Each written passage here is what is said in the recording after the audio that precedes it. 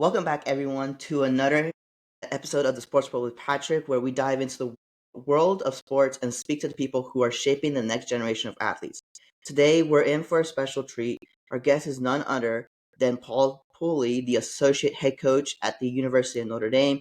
Coach Pooley has been a key figure in the success of Notre Dame's hockey program, and today he's here to share his journey, coaching philosophy, and more, and the behind the scenes insights into what it takes to build a successful hockey program at one of the most prestigious universities in the country. Coach Pooley, welcome to the Sports World, Patrick. It's an honor to have you on the show. Well, I appreciate it. Yeah, it's always fun to do these things and share a little bit about hockey and developing players. Obviously excited. Let's. I'm really excited to have you. So let's start with your background. You've had an incredible career, both as a player at Ohio State and including playing in the NHL and the AHL, and now as a coach. Can you take us through your journey in hockey? What inspired you to get into coaching after playing? Well, that's I don't know how much time we have, but I grew up in a small town of Exeter, Ontario. So obviously, growing up in Ontario and in Canada, you obviously want to play hockey. We played all the sports, but hockey was kind of the main sport we wanted to play. And being in a small town, had to leave home when I was 17 to pursue my hockey dream because obviously the caliber of competition wasn't high enough. So I went to Toronto and played junior hockey there, and subsequently after my junior career, ended up at Ohio State and had 4 great years there. Played with a lot of really good players, and after that was fortunate to sign with Winnipeg Jets for 3 years. The interesting thing, I made Winnipeg out of the training camp and then got sent down in November to the American League Sherbrooke, where we shared a farm club with Montreal Canadiens. So we had half and half.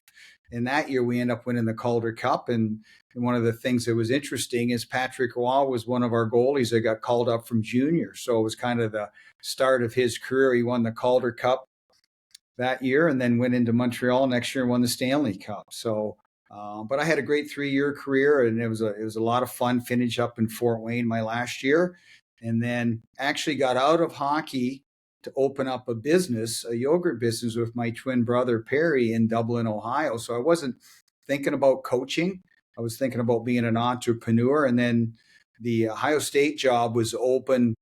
The second year I was out. I volunteered the first year there, and it was open in August. And I said to my brother, we both don't need to be here in the business. So ended up taking the assistant's job. And then the first time I stood behind the bench for a game, I'll always remember it. So this is what I want to do. It's exciting. And so I dove into coaching, and subsequently we're 3 years at Ohio State. And then when I left Ohio State to play pro, Lake Superior wasn't very good. When I came back, they were one of the best teams in the country. And I said to my wife, Kelly, we were watching the CCHA championships. I'd like to know what's going on up at Lake Superior. And don't you know, 3 weeks later, I get a phone call wondering if I wanted to go up and work with Jeff Jackson at Lake Superior. So we decided to do that, won 2 national championships, and went to Providence as a head coach for 11 years. And then when Jeff got this job at Notre Dame, said they had everything here to be successful.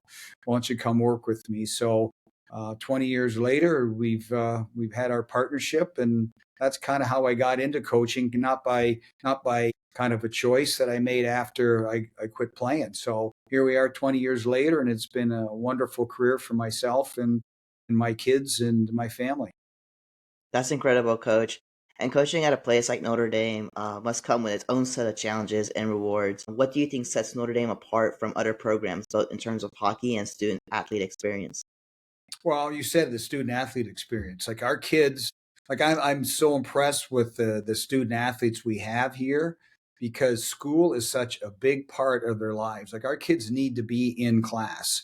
And I know a lot of universities have online classes. We really don't. So our kids are in class all the time. It's a competitive classroom because the regular student that comes here is very intelligent, and it probably the top 5% of their classes coming out of high school. So the commitment our kids make to school and hockey, and then being involved with the community, which is one of the pillars for Notre Dame. I'm so impressed with the kids we get the opportunity to coach. That's obviously a great approach. Obviously, I've gotten to be at Notre Dame a few times. Actually, I think it was last season, or not this very last season, but the season before.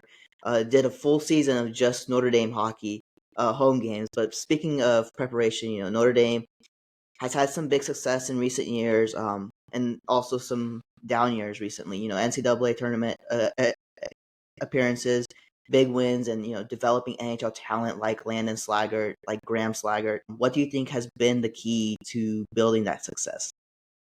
Well, I think the foundation of what we're all about is a hockey program is extremely important, because we have a certain type of culture here. I always say not everybody can come to Notre Dame because of the academics and the commitment to that. And then we also want the kids that want to turn out to be pro hockey players. So it's a nice balance. But I think the culture, I mean, I think Jeff Jackson has done a great job of building a culture here of what we're all about. And it is about hockey, it is about developing.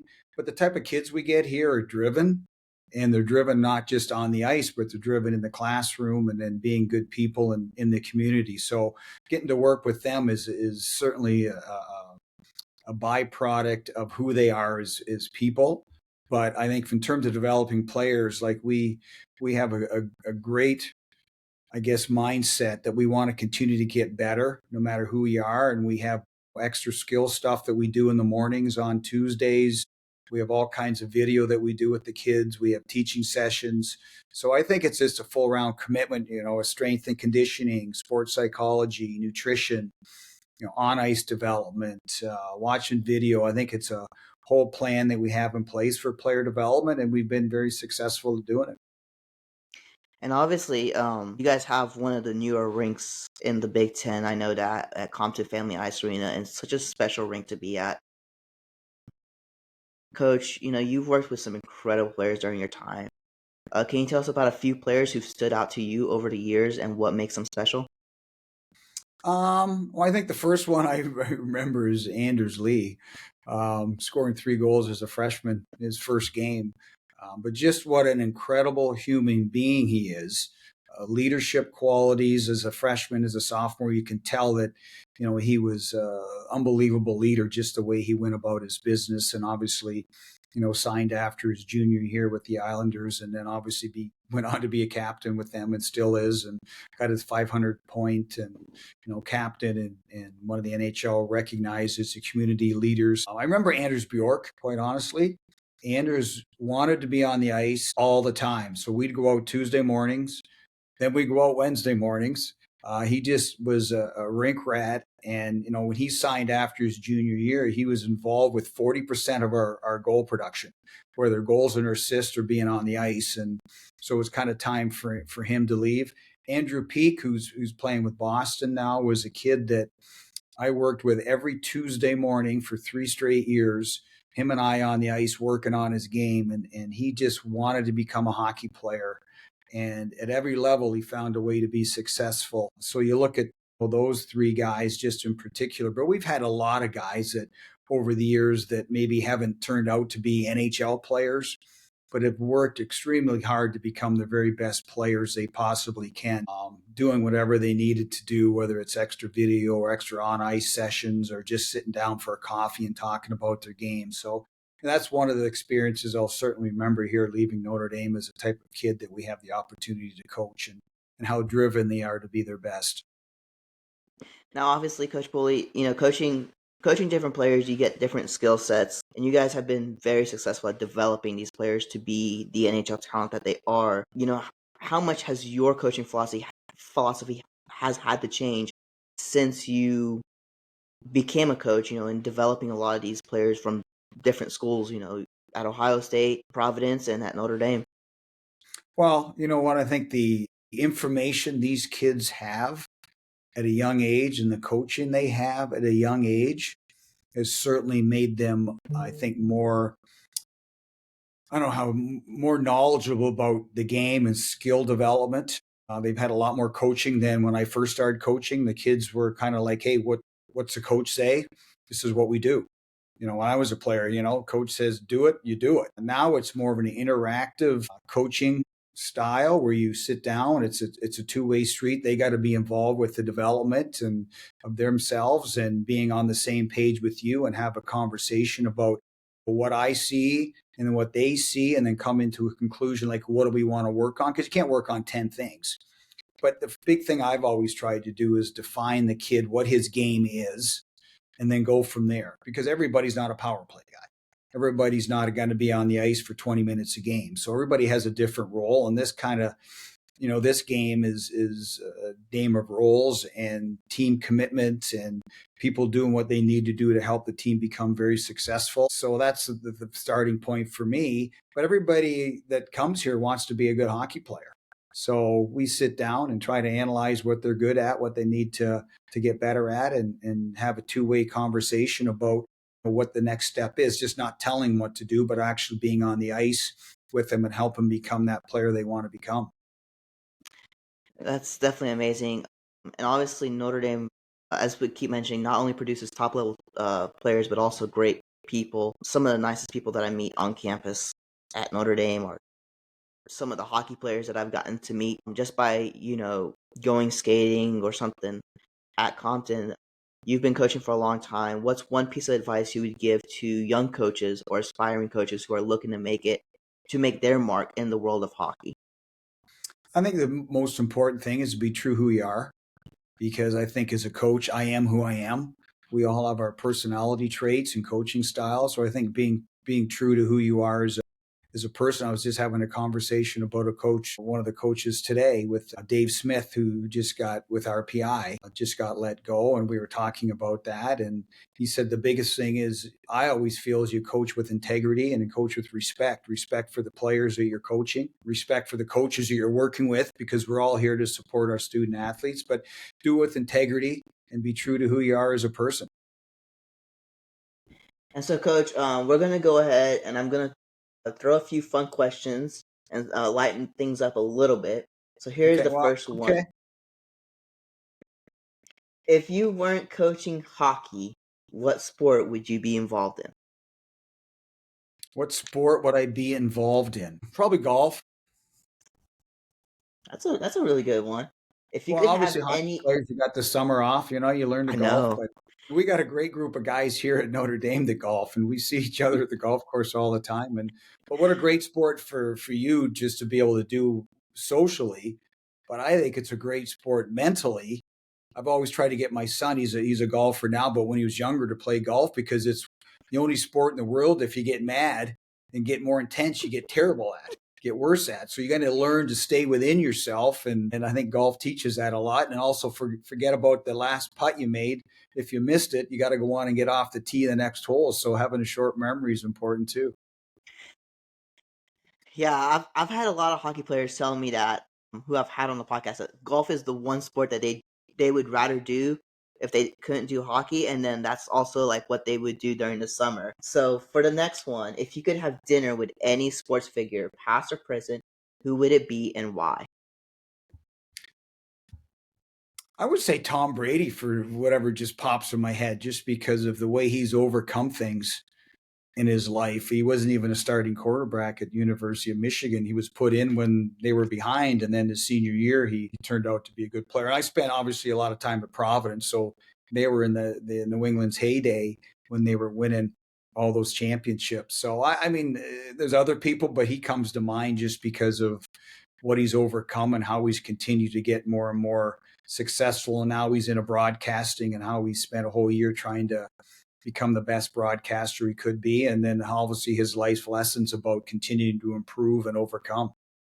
Yeah, that's actually a really good choice on that one. Now here's a very fun one. What's your go-to pre-game meal? I kind of eat light, to be honest with you. So like, are you talking about as a player? Obviously, I had a baked potato, chicken, and some vegetables, and a little bit of a salad. I had my protein, I had my carb. But I try to eat light. As a coach, I don't eat that much. I just eat a sandwich at 2 o'clock and then get to the rink. So as a player, it was more chicken and baked potato and a vegetable. And then for the last fun question, if you could instantly become an expert in any skill outside of hockey, what would it be? Investing. I think if it was easy, That's everybody'd be doing it. yeah. I love reading about stocks and companies and investing. So that would be something I would do if I wasn't doing the hockey thing, and things that if I was could be really an expert at, I would certainly do that. So I say in life, it's always good to have more or less of one thing. It's better to have more money than less money, and because it's a tool for your life. That's obviously fantastic, Coach. But before we wrap up, I am gonna have two more questions for you here. You were just talking about how golf can make you mentally think, and we know mental toughness is always required to succeed in hockey. But what has been something that you have personally done to stay mentally sharp, both in your roles when you were a player and when you were a coach, and what are like the main situations that you teach your players to stay mentally sharp throughout a season? Because I know everybody wants to win, but when the losses start piling up, it starts to become some players become mentally, or not mentally, but they become more mentally exhausted. And on top of that, physical toughness. What's the biggest thing that you teach your players on that too? Well, I think as a player, I always remember I tried out for the 1984 Canadian Olympic team. And I can tell you, I thought I should have made the team. Like, I didn't play up to my expectations. At the regional camp, I was the best player on the ice. I went to the main camp, I was good, but after 10 days, I got cut. Mentally, I didn't perform the way I needed to. So my senior year at Ohio State, I got into sports psychology about reading books, seeing a guy talking about things through about what I feel on the ice. So that's one thing that I lived because, sports psychology back then was like, ooh, you're weak. But it was something I tried to dive into to help me personally. And then, as in terms of a coach, I think just sitting down with players. I have a young man, Max Ellis, who signed after his junior year here, didn't play much as a freshman. A sophomore, played more as a junior, ended up having 16 or 17 goals and signed with Toronto. So I would sit down with Max in video or just one-on-one and help him through situations that he had challenges with, whether it was, competitive situations or scoring situations or self confidence. And, we try to do that with all our guys and divide up our players because it's one of the things that it's really, really important because having a girl and a son and a daughter that play Division I sports, my son still plays pro. I've kind of been through all the ups and downs of being an athlete personally and then seeing them. So I can use that to help our athletes because I kind of know what they're thinking, even though they don't tell you. If they're struggling on the ice or they're struggling to get in the lineup or they're not scoring. So I think just having a personal relationship and being honest with them, but being there for them and giving them somebody that is a sounding board is extremely important because they need to, like we all get internal when we lose confidence versus need to get external and ask people for help or talk to people or talk to your coaches. So we try to be in tune, and I try to be in tune with who needs a good conversation. Maybe it's over coffee, maybe it's come over for dinner, let's watch some video or whatever the case is. And I think that's one of the things in today's world that we really need to stay in touch with our not only our student athletes, but our kids or our athletes in general. That's a really good thing to hear. Obviously, mental toughness can be hard for athletes.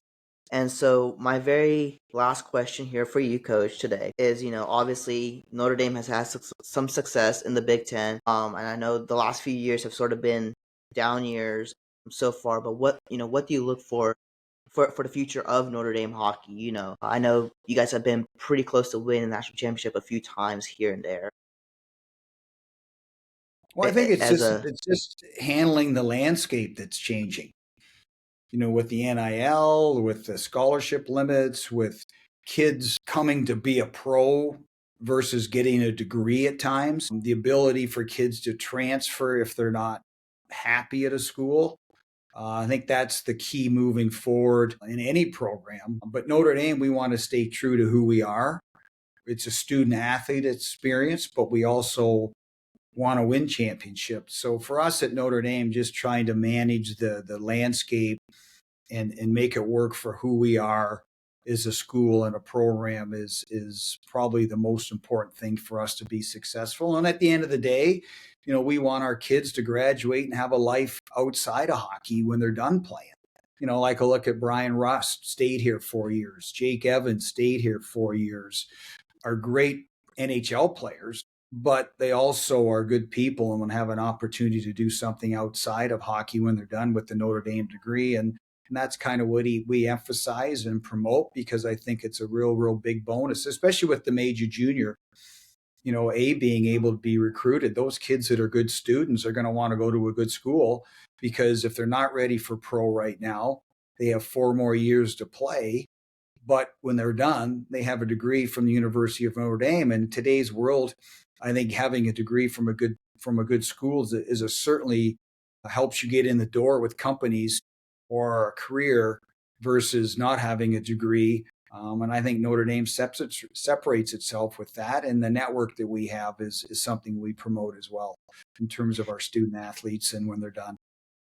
And Coach Pooley, I do want to ask this question because you did bring up the new scholarship limit that will be coming with the new revenue sharing agreement that the NCAA has with in that new lawsuit. Do you think that will end up making the game of college hockey that much more competitive, or you think that's gonna somewhat grow the sport even more?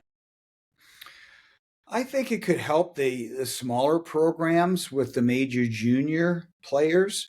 I think it's going to hurt the smaller programs when it comes to revenue sharing.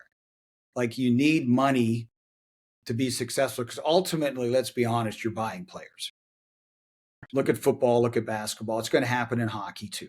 Like, it's already has. Like, you're buying players. So who has money to offer the better players money to come play at their school? That's disappointing. Yeah, So I think the upper tier is going to be separated. I think the opening of major junior might help balance it out a little bit, because not everybody can go to the same schools, like the Big Ten schools, the North Dakotas and the NCHA schools, hockey schools. Like the Ivies have already are not in the revenue sharing. They decided not to do that. So the landscape's going to change, but that's where each program's got to find a way to be successful and manage what they do. yeah, that's been one thing that I've had a few conversations with behind the scenes with people is all about this revenue sharing. And some coaches that I've talked to and other hockey people, because I do spend some time in Plymouth during the summer with some of Mhm. the USA hockey people there, and they were looking at it a little bit concerned at the revenue sharing, what it's going to do for their players. But obviously, at the end of the day, it is what it is, I guess. Yeah, no, and if you're a good player, you're going to make money. Let's Yeah, be that's honest, and that right? is true. That is Money, true. Yeah, yeah, that's right? Like, if you're a yeah. good athlete, you can promote yourself and go out to the highest bidder. Oh That's yeah, kind of that's the reality. Like, we're sugarcoating, but that's it. You're not sugarcoating it now. Like, this is it. You're a good player. You're going to make a lot of money. yeah. It's definitely starting to look more like a pro sport model than a college sport model. Well, I always say you're not building a team anymore. You're building That's true. a roster with the most talent you can get. Yeah, because it's definitely going to be, I think, interesting because on top of that, like I've talked to a few players here and there. I was actually talking to one player who is on the women's side of hockey, and she was very like, yeah, I think it's gonna be good and this and that, but obviously, I guess time will tell on this. Well, and it's about your brand too. Everybody's trying to develop their own brands so they can be marketable to people that want to have them as their spokesman, or wear their product, or market their product, or follow them on Instagram, because you see a lot of people that are in the lower level, not lower level, but like gymnastics or women's basketball or other sports that are like huge influencers because they have all the following. So it's Yeah, about brand marketing for yourself. And we're at Notre Dame. We have people that can help us here. So we try to promote that as well. yeah. Well, that's obviously been a great. It's obviously been a great experience to get your perspective, Coach, on everything. Thank you so much for joining me today, and for sharing your experiences. It's clear your leadership and dedication to both the players and the game have made you such a great asset at Notre Dame. And for all our listeners, thank you for tuning in to this episode of the Sports with Patrick. Until next time, keep working hard, stay true, and have fun.